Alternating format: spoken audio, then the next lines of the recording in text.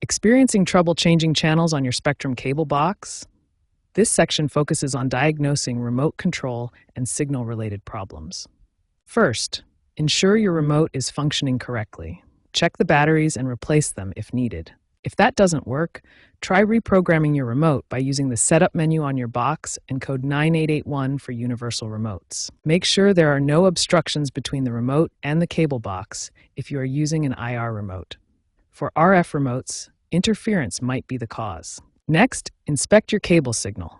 Check the coaxial cable connections at both the wall and the cable box to ensure they're secure. Signal strength is key, ideally between -10 and +10 dBmV. Weak signals often result from damaged cables or loose connections. If problems persist, consider testing on another TV to isolate the issue.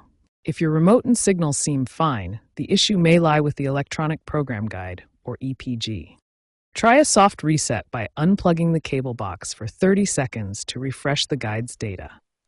If that doesn't work, try accessing the guide via the Spectrum app to see if it is a cable box-specific issue.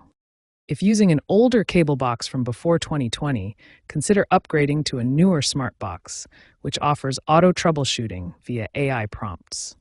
For persistent issues, reach out to Spectrum support for remote diagnostics or a technician visit.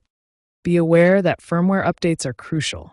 Many channel-changing bugs are resolved with the latest updates, like version 9.2.0 or higher.